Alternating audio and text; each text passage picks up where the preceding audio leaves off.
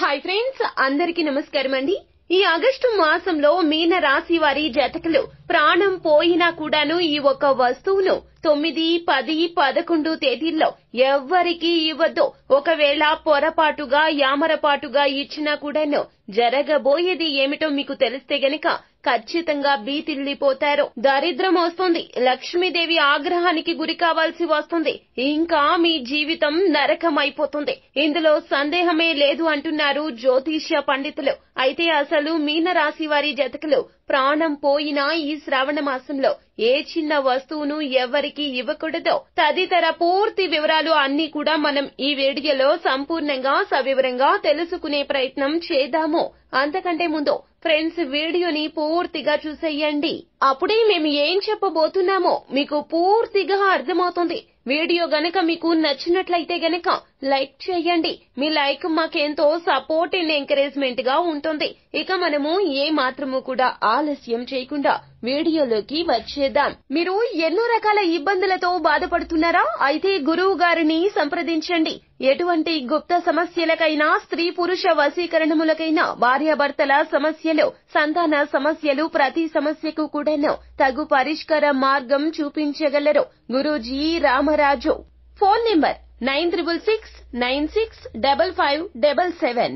ఇక మనము ఏ మాత్రము కూడా ఆలస్యం చేయకుండా వీడియోలోకి వచ్చేద్దాం.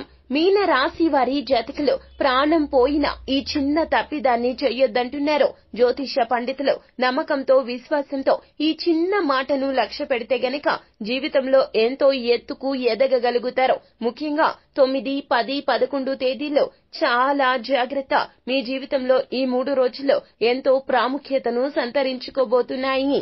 ఈ శ్రావణ మాసం మీకు అత్యధికంగా కలిసి వస్తుంది. ఈ చిన్న జాగ్రత్త తీసుకుంటే గనుక శ్రావణ మాసము లక్ష్మీదేవి అమ్మవారికి చాలా ఇష్టకరమైన మాసము. ఈ మాసంలో అమ్మవారిని మనం అనుగ్రహించేలా చేసుకోవడము చాలా తేలికైన పని.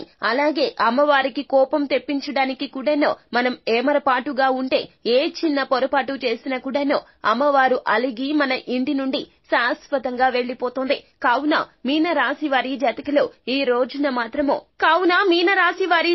ఈ ఆగస్టు మాసంలో 9, 10, 11 తేదీల్లో ఈ వస్తువును ఎవ్వరికి ఏ మాత్రము కూడాను ఇవ్వద్దు. నిర్మోహమాటంగా ఇవ్వము అని చెప్పేయండి, తప్పే లేదు. ఎందుకు అంటే గనక ఈ వస్తువు అంటే అమ్మవారికి అంత ప్రీతికరమైనది.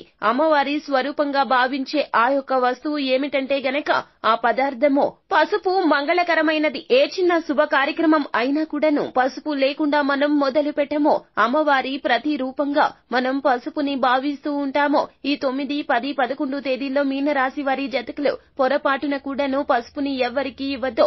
ఎటువంటి విపత్కర పరిస్థితి అయినా కూడాను ఇవ్వవద్దును. ఇరుగు పొరుగు వారు కావచ్చు, బంధుమిత్రులు కావచ్చు, ఎవరు అడిగినా కూడాను ఈ యొక్క వస్తువును అసలు ఎవ్వరికి ఇవ్వవద్దు. ఈ జాగ్రత్త ఖచ్చితంగా మీన రాశి వారి జాతకులు తీసుకుంటే గనక అమ్మవారి అనుగ్రహాన్ని మీరు రెట్టింపుగా పొందుకోగలుగుతారు. ఏ మాత్రము కూడాను అజాగ్రత్తగా ఉండవద్దు. నమ్మండి, నమ్మకంతో ఈ ఒక్క పనిని లక్ష్య పెడితే గనక మీ జీవితం తప్పక మారుతుంది. అంతా మంచి జరుగుతుంది. శుభం భూయాత్. సో ఫ్రెండ్స్, చూసారు కదా, ఈ వీడియో గనక మీకు నచ్చినట్లయితే గనక లైక్ చేయండి. మరిన్ని వీడియోస్ కోసం మా ఛానల్ ని సబ్స్క్రైబ్ చేసుకుని ఫాలో అవ్వండి. Thank you.